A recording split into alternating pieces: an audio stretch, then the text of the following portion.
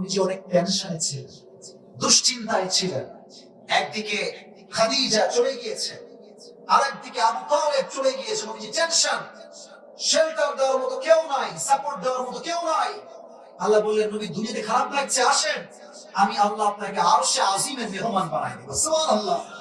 মুমিনের জীবন যেখান থেকে শেষ হবে, মুমিন সেখান থেকে আমার জীবন শুরু করবে। ঠিক না বলেন? মোটিভেশন ওয়ালা সাউফা ইউতিকা রাব্বুকা ফাতারদা। নবী হে, আমি আল্লাহ আপনার সমস্ত দুঃখ কষ্টকে হালকা করে দেব। কোরআনের সবচেয়ে মোটিভেশনাল সূরা হচ্ছে দুইটা, এক সূরাতুদ দুহা, আর এক হচ্ছে সূরাতু আলাম নাশরাহ। এই আয়াতগুলোতে আল্লাহ এমন কিছু মেসেজ দিয়েছে যে বান্দা বুঝবে, মানবে, তার জীবনে অশান্তি বলতে আর কিছু থাকবে না। সুবহানাল্লাহ পড়ে। এই সূরার বৈশিষ্ট্য কি জানেন? এই সূরা পড়ার সঙ্গে সঙ্গে মাথার যে চাপ, মাঝে মাঝে আমরা ঘুমের ওষুধ খাই চাপ সামলে। অনেক লোক আছে চাপ কমাইতে মদ খায়, গাঁজাও খায়। আস্তে ঠিক বলেন কেন? আপনার জোরে বলতে হবে তো ভাই, ঠিক আছে কিনা? যে মদ পান করে, যে নেশা করে, তার ডিপ্রেশন কখনো হালকা হয় না, ডিপ্রেশন আরো বেশি লেভেলে বেড়ে যায়। আর যে কোরআন পড়ে বিপদের সময়, কষ্টের সময় তার দুঃখ কষ্ট হালকা করে দেয়, একজন আওয়াজ দিয়ে বলেন তো তিনি কে? যখন তুমি দুটো হাত তুলে আল্লাহর কাছে তওবা করবা, তোমার এই চোখের পানি নাকের ডগায় আসার আগেই আমি আল্লাহ তোমার জীবনের সমস্ত গুনাহ খাতা মাফ করে দেব। টেনশনের কোনো কারণ নাই। মুসলমান তো একটা কথা বলবে, যার রব আছে তার টেনশনের কোনো কারণ নাই। ঠিক কিনা বলেন? প্রত্যেকটা সূরার একটা শানে নুজুল আছে, কেন নাজিল হয়েছে, কোন প্রেক্ষাপটে নাজিল হয়েছে। আমরা তাফসীরে ঢুকে যাচ্ছি, খুব মনোযোগ দিয়ে শুনবেন। নবীজির কাছে প্রতিনিয়ত আল্লাহর পক্ষ থেকে ওহী নাজিল হতো। হঠাৎ করে ওহী আসা আসমান থেকে বন্ধ হয়ে গেল। একদিন যায়, দুই দিন যায়, তিন দিন যায়, 4 দিন হয়ে যায়, এভাবে 2 সপ্তাহ কেটে গেল, ওহী আর আসমান থেকে নামে না। আল্লাহর হাবিব টেনশনে পড়ে গেলেন, আল্লাহ কি আমার উপরে নারাজ হয়ে গেল নাকি, ওহী কেন আসে না? এদিকে কাফেররা তো সুযোগে আছে, নবীকে কখন গালি দেওয়া যায়, সুযোগ বুঝে বলছে, আরে মুহাম্মদ তো রব তোরে ভুলে গেছে। নাউজুবিল্লাহ বললেন না? নবীজি টেনশনে পড়ে গেলেন যে আল্লাহ ওহী নাজিল হয় না কেন? And he started to miss the revelation. ওহীকে তিনি মিস করতে আরম্ভ করলেন। আর কাফেররা গালির পরে গালি দেওয়া শুরু করলো যে মুহাম্মদের রব মুহাম্মদকে ভুলে গেছে। এবার আল্লাহ তাআলা সমস্ত কাফেরদের বিরুদ্ধে আয়াত নাযিল করলেন। আল্লাহ বললেন, ওয়াদ-দুহা ওয়াল-লাইলি ইযা সাজা। নবী হে, সূর্যের কিরণের শপথ, আলোর শপথ, আর রাতের শপথ, রাত যখন হয় নিঝুম আর নিস্তব্ধ। আল্লাহ এই রাত দ্বারা ওহীর অনাগমন বোঝালেন, আর দিন দ্বারা ওহীর আগমন বোঝালেন। আল্লাহ বলছেন, নবী হে, ওহী যদি নাজিল হতেই থাকে, ওহীর একটা প্রেসার আছে। অলওয়েজ নাজিল হলে আপনার শরীরটা দুর্বল হয়ে যাবে। দিন শেষে রাতের ঘুম যদি মানুষের না হয়, মানুষের শান্তি লাগে না। তো আমি যে আপনার ওহী বন্ধ করেছি, এটার কারণ এটা নয় যে আমি আপনার উপরে অসন্তুষ্ট, বরং আমি বন্ধ করেছি একটা কারণ, যে আমার নবী কষ্ট পাবে, আরাম করবে না, এটা আমি আল্লাহ আরশে আজিম থেকে সহ্য করতে পারবো না। সুবহানাল্লাহ পড়েন। আপনার শান্তির জন্য, আপনার আরামের জন্য ওহীকে বন্ধ করে দিয়েছে। একজন আওয়াজ দিয়ে বলেন তিনি কে? মা ওয়াদ্দাআকা রাব্বুকা ওয়া মা ক্বালা। Your Lord has not forgotten you, your prophet. নবী, আল্লাহ তো আপনাকে ভুলতে পারে না। সবাই সবাইকে ভুলতে পারে, বাট আল্লাহ কাউকে ভুলতে পারে না। নবী টেনশন করবেন না, আল্লাহ আপনার সঙ্গে আছে না নাই? ওহীর কষ্ট কত বেশি ছিল একটু মনোযোগ দিয়ে শুনবেন। ওহী যখন আকাশ থেকে নাজিল হতো, আরশে আজিম থেকে জিবরাইলের মাধ্যমে নাজিল হতো, ওহীর ভারে নবীর গলা এবং দাড়ি সব ঘেমে যেত। আর এক হাদিসে আসছে, ওহী যখন নাজিল হতো, আল্লাহর হাবিব যদি ঘোড়াতে থাকতেন, ঘোড়া যখন দাঁড়িয়ে থাকতো, ওহী নাজিল হলে ঘোড়ার পাটা জমিনের ভেতরে দেবে যেত। ওহী এতটা ভার ছিল। ঘন্টার ধ্বনির মতো ওহী নাজিল হতো, আওয়াজ বিকট শব্দে ওহী নাজিল হতো। মিয়া, আপনি আমি তো ইসলাম পাইছি সহজে, যত কষ্ট করেছেন আমাদের প্রিয় নবী আল্লাহর হাবিব সাল্লাল্লাহু আলাইহি ওয়াসাল্লাম। সুবহানাল্লাহ পড়ে। ওহীর একটা ভার ছিল, কষ্ট ছিল। আল্লাহ বলেন, নবী এত কষ্ট আপনি সহ্য করবেন আর আল্লাহ আমি দেখবো তাকায় তাকায়, এটা হতে পারে না। আপনার কষ্টকে হালকা করার জন্য আমি আল্লাহ ওহীকে বন্ধ করেছি। সুবহানাল্লাহ পড়লেন না? এটা ছিল শানে নুজুল। এবার আল্লাহ বলছেন ওয়ালাল আখিরাতু খায়রুল লাকা মিনাল উলা। ও নবী, দুনিয়ার কোনো টেনশনে আপনি চিন্তিত হবেন না, মাথায় রাখবেন পরকালটা হচ্ছে আসল জগৎ, দুনিয়ার জগৎ কিছুই নয়। দুনিয়াতে আজ আছি, কালকে যে বেঁচে থাকবো কোনো গ্যারান্টি আমাদের কাছে আছে? কোনো গ্যারান্টি নাই। এবার আল্লাহ বলছেন ওয়ালা সাউফা ইউতিকা রাব্বুকা ফাতারদা। নবী হে, কাফেররা আপনাকে কষ্ট দেয়, আঘাত করে। আল্লাহ বলছেন নবী, আপনাকে আমি এমন কিছু দিব, indeed and verily I will make you happy, আমি আপনাকে খুশি করে ফেলব। কেমন করে? আল্লাহর হাবিব দোয়া করেন, আল্লাহ ইসলামের গতি বেশি একটা ভালো না, আল্লাহুম্মা আইজ্জাল ইসলাম বিহাব্বি হাযাইনি রাজুলাইন বিআবি জাহল ইবনে হিশাম আও বিউমর ইবনুল খাত্তাব। হে আল্লাহ, তোমাকে আমি দুইটা নাম বলবো, যে কোনো একজন মানুষকে মুসলিম বানায় তুমি ইসলামের পতাকা উঠায় দাও।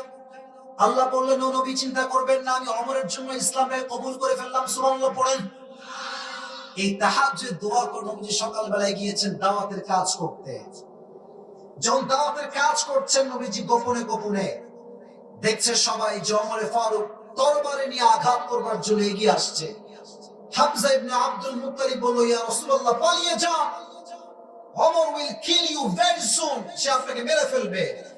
নবীজি বললেন, কোনো মারামারি হবে না, আমি যে তাহাজ্জুদ দোয়া করেছিলাম ওই দোয়াটা মনে হয় আল্লাহ কবুল করে ফেলেছেন।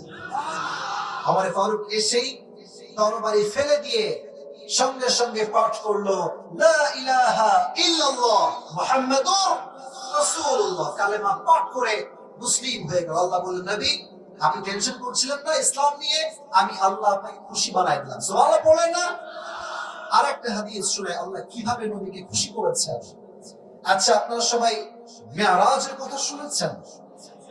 শুনছেন না আপনারা সবাই মেরাজের কথা? এটা কখন ঘটছে? যখন নবীজি অনেক টেনশনে ছিলেন, দুশ্চিন্তায় ছিলেন। একদিকে খাদিজা চলে গিয়েছে, আরেকদিকে আবু তালেব চলে গিয়েছে। নবীজি টেনশন, শেল্টার দেওয়ার মতো কেউ নাই, সাপোর্ট দেওয়ার মতো কেউ নাই। আল্লাহ বললেন, নবী দুনিয়াতে খারাপ লাগছে, আসেন, আমি আল্লাহ আপনাকে আরশে আজিমের মেহমান বানাই দিব। সুবহানাল্লাহ। এবার নবীকে আল্লাহ তাআলা আরশে আজিমে নিয়ে গেলেন, জান্নাত দেখালেন, জাহান্নাম দেখালেন, এবং 5 ওয়াক্ত নামাজের হাদিয়ার মাধ্যমে আল্লাহ নবীকে খুশি করে ফেললেন। সুবহানাল্লাহ পড়ে দুইটা বিষয় পেলাম, এক, ওমর ফারুক ইসলাম গ্রহণ করেছেন, 2, আল্লাহ নবীকে মেরাজে নিয়ে গিয়েছেন, 3, আমরা যেই দিকে ফিরে নামাজ পড়ি এটার নামটা কি বলেন না? কি সাইড? পশ্চিম বা কিবলা। তো যখন নবীজি মক্কা থেকে মদিনায় আসলেন, আল্লাহ তাআলা কিবলাকে চেঞ্জ করে দিলেন। আচ্ছা ভাই, সারা জীবন পশ্চিমে আমরা নামাজ পড়ি, যদি পূর্ব দিক নামাজ পড়া শুরু করি, মনে কি ভালো লাগবে বেশি? একটা নবীর ভালো লাগে না। আল্লাহ, আমার সব বংশ ওদিকেই ফিরেছে, আমি ওই দিকেই ছিলাম, আপনি কিবলা কেন চেঞ্জ করলেন? মনে মনে কষ্ট লাগে। প্রত্যেক দিন ফরজ সালাতের পর নবীজি আরশে আজিমের দিকে এমনি হাত তুলে তাকায় থাকেন। আল্লাহ আল্লাহ কিছু বলেন না, কিন্তু আল্লাহ আয়াত নাযিল করলেন, নবী আপনি টেনশন করবেন না, ফালানুওয়াল্লিয়ান্নাকা কিবলাতান তারদাহা, আপনি আগে যেই দিকে নামাজ পড়লে খুশি হতেন, আমি আল্লাহ আবার সেই কিবলা আপনাকে ফিরাই দিলাম। সুবহানাল্লাহ পড়ে। নবী কষ্ট পাইছে, আল্লাহ নবীকে খুশি করেছেন। অতএব আমরা যদি কষ্ট পাই, মাথায় রাখবেন জীবনে যা হারাই গিয়েছে এটার মেসেজ হচ্ছে এরকম, যা হারাইছে এর চাইতে উত্তম বেটার অপশন আল্লাহ আপনার জন্য তৈরি করে রেখে দিয়েছেন। অতএব বলবেন না হুজুর শেষ, আমার ক্যারিয়ার শেষ, জীবন শেষ না। মুমিনের জীবন যেখান থেকে শেষ হবে, মুমিন সেখান থেকে আবার জীবন শুরু করবে। এটা কেন বলেন? মোটিভেশন, ওয়ালা সাউফা ইউতিকা রাব্বুকা ফাতারদা, নবী হে আমি আল্লাহ আপনার সমস্ত দুঃখ কষ্টকে হালকা করে দেব। এবার আল্লাহ তাআলা নবীকে তার নিয়ামত স্মরণ করাচ্ছেন যে কি কি নিয়ামত আমি দিয়েছি।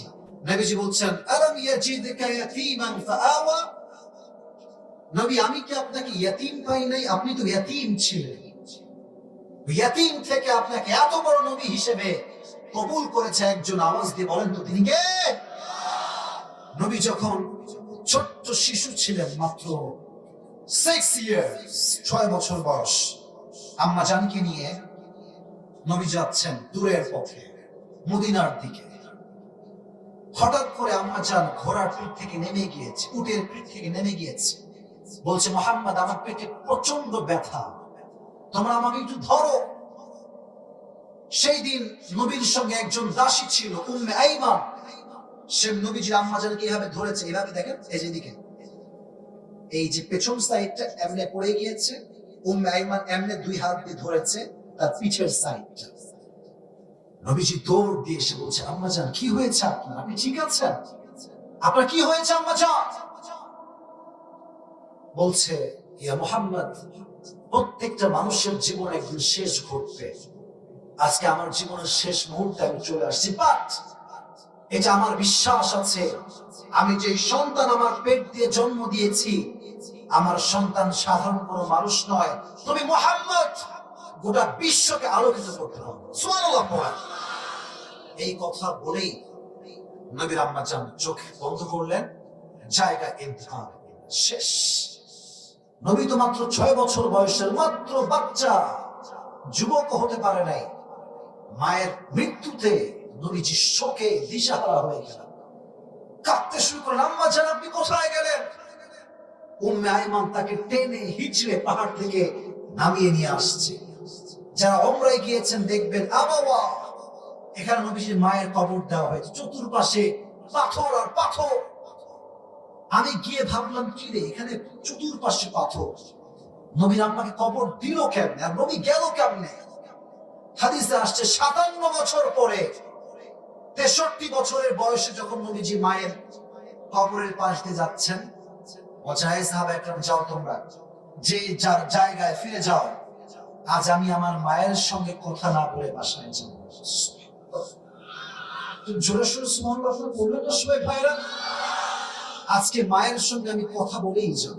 তো নবীজি কবরের পাশে বসেছেন, বিশ্ব নবী সাইয়্যিদুল কাউনাইন সাইয়্যিদুল মুরসালিন কবরের পাশে একজন বাচ্চার মতো বসে আছে, দুই হাত তুলে এমনি দুই চোখ থেকে কাঁদতেছে ফুপিয়ে ফুপিয়ে, আর বলছে আম্মাজান আপনি তো জানতেন যে দুনিয়াতে আপনি ছাড়া আমার কেউ ছিল না, আপনি আমাকে রেখে কোথায় চলে গেলেন? আপনি কোথায় গেলেন আমাকে রেখে? আম্মাজান দুনিয়া বড় স্বার্থপর, প্রকৃতপক্ষে ভালো শুধুমাত্র মাই বাসতে পারে, দুনিয়ার কোনো মানুষ মায়ের মতো কাউকে ভালোবাসতে পারে না, ঠিক কিনা? আপনি আমাকে রেখে কোথায় গেলেন আম্মাজান? নবীজি ফুপিয়ে ফুপিয়ে কাঁদছেন। সাহাবায়ে কেরামের হাদিস থেকে এই কথা আসছে। তো আল্লাহ বললেন আলাম ইয়াজিদকা ইয়াতীমান ফাআওয়া, নবী আপনি তো ইয়াতীম ছিলেন, আপনাকে বড় করেছে, আশ্রয় দিয়েছে একজন, তিনি কে? এবার আল্লাহ বলছেন ওয়াজাদাকা দাল্লান ফাহাদা, ও নবী আপনি পথ ভুলে গিয়েছেন, আপনাকে সঠিক পথের দিশা দিয়েছে একজন, তিনি কে? এবার আসলে একটা সুন্দর আয়াত, সুন্দর মোটিভেশন, এটা বুঝতে হলে আমাকে জবাব দিতে হবে। আল্লাহ বলছেন ওয়াজাদাকা আইলান ফাআগনা, নবী আপনি একজন গরিব মানুষ ছিলেন, আপনাকে ধনী বানিয়েছে কে? আল্লাহ বলছেন নবী আমি আপনাকে ধনী থেকে গরিব থেকে ধনী কেমন করে বানিয়েছি জানেন? আপনাকে এমন একটা বউ দিয়েছি যে বউটা আরব বিশ্বের সবচাইতে ধনী ঘরের নারী। সুবহানাল্লাহ পড়লেন না? তো যখন খাদিজার স্বামী মারা গেল, উনি নিয়ত করলেন যে তাকাররা খাদিজা আন্নাহা লান তাতাযাওয়াজা মাররাতান উখরা, খাদিজা বললেন যা হওয়ার হয়ে গিয়েছে, এটাই শেষ, I will never ever get married again, আমি জীবন আর বিয়ে করব না। আল্লাহ বলছেন খাদিজা তুমি বিয়ে করবে না মানে? তোমাকে এমন এক যুবকের সন্ধান দিব তুমি বিয়ে না করে কোথাও যাইতেই পারবে না। সুবহানাল্লাহ পড়ে। একদিন খাদিজা রাদিয়াল্লাহু তাআলা আনহা ঘুমিয়ে আছেন, রাতের অন্ধকারে ঘুমিয়ে আছেন, হঠাৎ করে স্বপ্ন দেখছে রাতটা নির্মূল হয়ে গিয়েছে, চতুর্পাশে কোথাও কোনো আলো নেই, অন্ধকার। হঠাৎ করে খাদিজার চোখ পড়েছে আকাশের দিকে, দেখছেন সুন্দর চাঁদ আকাশে আছে, তাকানোর সঙ্গে সঙ্গে চাঁদটা খাদিজার দিকে দৌড় দিয়ে চলে আসছে। চাঁদ যখন আকাশ থেকে একটু জমিনের দিকে নেমেছে, চাঁদের আলোতে অমাবস্যার রাতের অন্ধকারের মতো রাত চাঁদের আলোতে পুরো আলোকিত হয়ে গিয়েছে, অন্ধকার রাত আলো হয়ে গিয়ে চাঁদের মাধ্যমে। এটা দেখে তার ঘুম ভেঙে গেছে যে আমি কি দেখলাম এটা। তার চাচা ছিলেন একজন স্বপ্নের ব্যাখ্যাবিদ, ঘুম থেকে উঠে দেরি না করে তৎক্ষণিক চাচার কাছে গিয়েছে, চাচা জান আমি এরকম স্বপ্নে দেখেছি চাঁদ আকাশ ভেঙে আমার দিকে ছুটে আসছে, আর চাঁদের আলোতে পুরো রাতটা জ্যোৎস্নার মতো আলোকিত হয়ে গিয়েছে। তো চাচা, what is the explanation of this dream? মা তা'বিরু হাযাল হুলম? এই স্বপ্নের ব্যাখ্যাটা কি? চাচা তাওরাত খুললেন, ইনজিল খুললেন, সব পড়ে উনি বুঝতে পারলেন যে ভাতিজি শোনো, এই স্বপ্নের ব্যাখ্যা হচ্ছে শেষ নবী যিনি হবে তাকে আল্লাহ তাআলা তোমার স্বামী হিসেবে কবুল করেছে। উনি তো খুশিতে বাগবাগু, আরে সব স্বামী চলে গিয়েছে, এবার একটা স্বামী মনে হয় আমার কপালে জুটবেই জুটবে। বাট অবাক করা বিষয় হচ্ছে নবীর সঙ্গে তার কোনো দেখা হয় নাই, কোনোদিন মিট হয়নি যে তিনি দেখতে আসলে কেমন হবে। তো নবী ছিলেন মক্কার জমিনে একজন বিশাল বিশ্বস্ত ব্যবসায়ী, টাকা পয়সা কম ছিল বাট বিশ্বস্ত মানুষ ছিলেন। কাফেররা, ইহুদিরা নবীর সঙ্গে ব্যবসা ডিল করত। কাফেররা কাফেরকে যে পরিমাণ বিশ্বাস করতো না, তার চাইতে হাজার গুণ বেশি আমার নবীকে বিশ্বাস করত। তো একদিন ব্যবসা ডিলিং এ খাদিজার কাছে নবীজি আসছেন তার ঘরে। তো ঘরে যখন খাদিজার এন্ট্রি নিয়েছেন নবীজি, পুরো ঘরটা খুশিতে বাগবাগুম হয়ে গিয়েছে। সুবহানাল্লাহ পড়েন। খাদিজার এই মনের হার্টবিটটা ধুপ ধুপ ধুপ ধুপ করতে শুরু করেছে। উনি কিন্তু শিওর না যে is he the last Messenger or not, উনি জানেন না। উনি তাওরাত খুললেন যে how will be the prophet look like, যে শেষ নবীর চেহারা কেমন হবে।